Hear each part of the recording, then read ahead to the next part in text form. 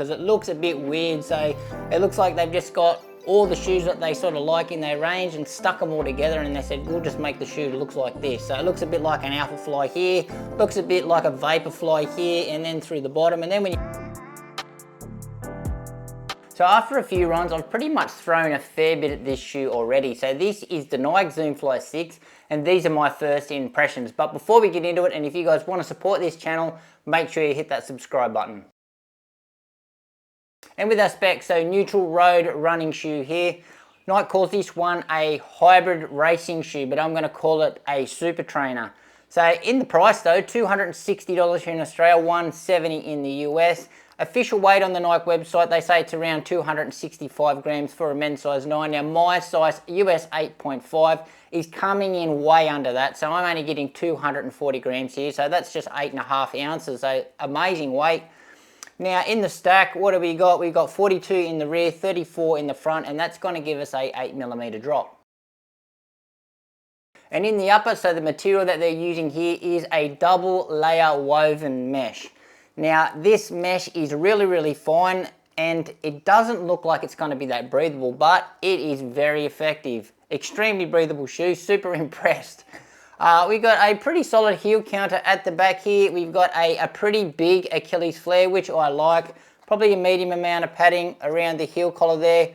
Pretty comfortable around there. With our tongue, it's got like this T-shaped padding on the tongue. It's really tall, so it's got a bit of a wing fit, but the majority of the tongue is made out of a mesh type material. So just adding to the breathability of the shoe. Tongue is gusseted.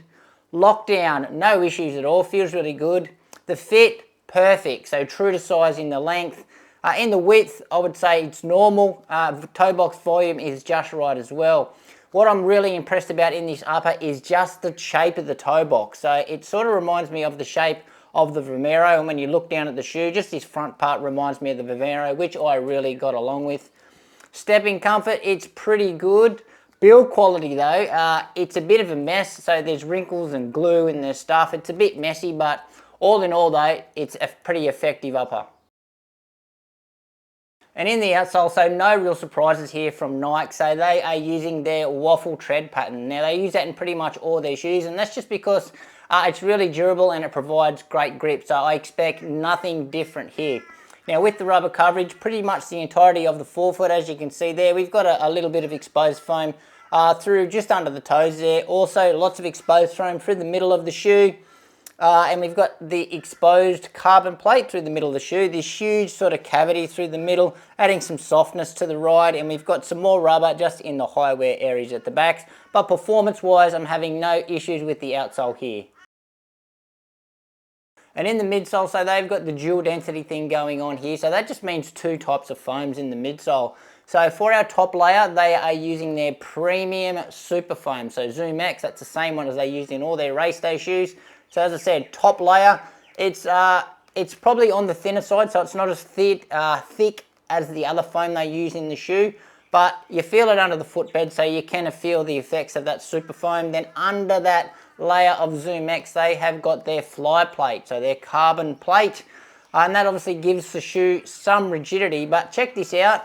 This is for a shoe that's got a plate, it's pretty flexible. And there is a lot, I won't even try to say that word, there is a lot of snapback in this shoe, which is really good. But is this a real carbon plate? I'm not sure. It might be one of those carbon resin plates. That's just because how flexible it is. And usually when you get one of those traditional carbon plates, if you try to do this, you'll hear it crack and you'll hear it do all sorts of things. But this one, yeah, it looks a bit plasticky, feels like plasticky, yeah. So it could be one of those carbon resin plates that they call a carbon fiber plate.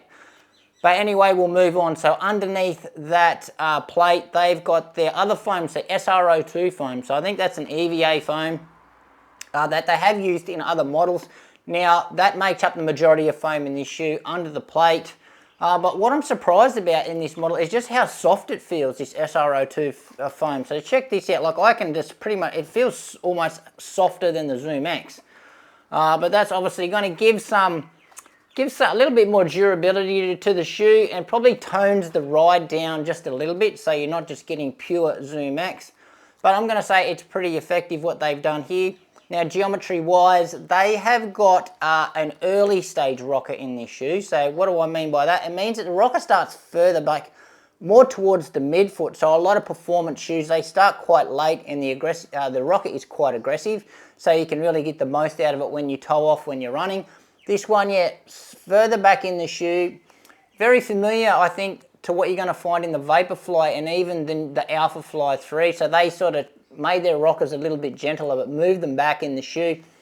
And the reason for that is it just accommodates a wider range of paces. And in the ride, so the first word that comes to mind is versatile. So I don't think I have a run or tested a shoe that actually feels quite good at such a wide variety of paces. So there's no clunkiness to the shoe. So a lot of shoes out there these days, they're actually good at a few types of runs but struggle in other areas. So they're nice and soft and cushy, but maybe a bit too heavy and not responsive enough to go fast.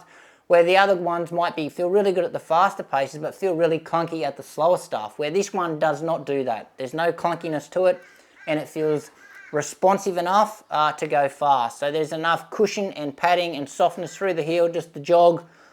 Nice shaped rocker here just to accommodate that nice jogging pace. But as I said, when you do pick it up, there's enough ZoomX in there. That carbon plate does make it responsive enough, and this rocker does accommodate the quicker stuff as well.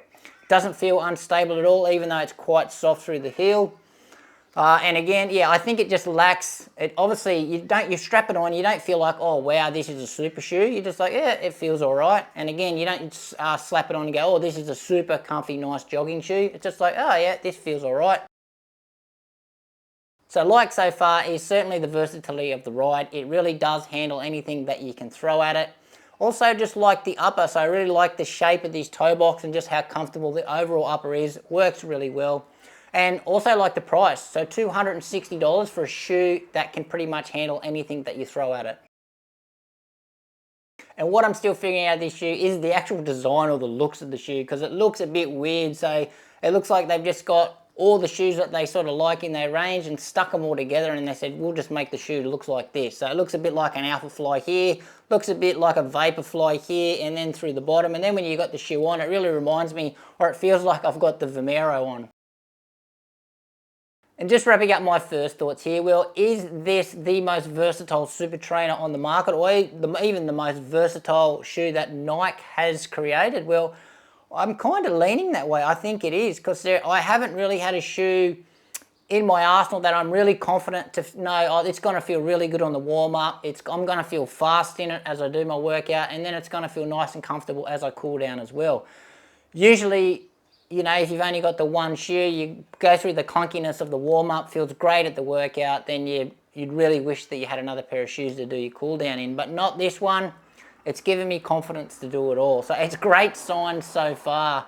And I'll tell you what, it is a massive turnaround from the previous version of this. So that Nike Zoomfly 5 was probably the most disappointed I've ever been in a shoe, and that's probably an understatement of how disappointed I was in that shoe. So really had my doubts about this shoe, but pleasantly surprised. Well done there, Nike. Hats off to you. Love what they've done here. But anyway, guys, that's it from me. Any questions you've got, anything I didn't cover in the first impressions review, just chuck it in the comments.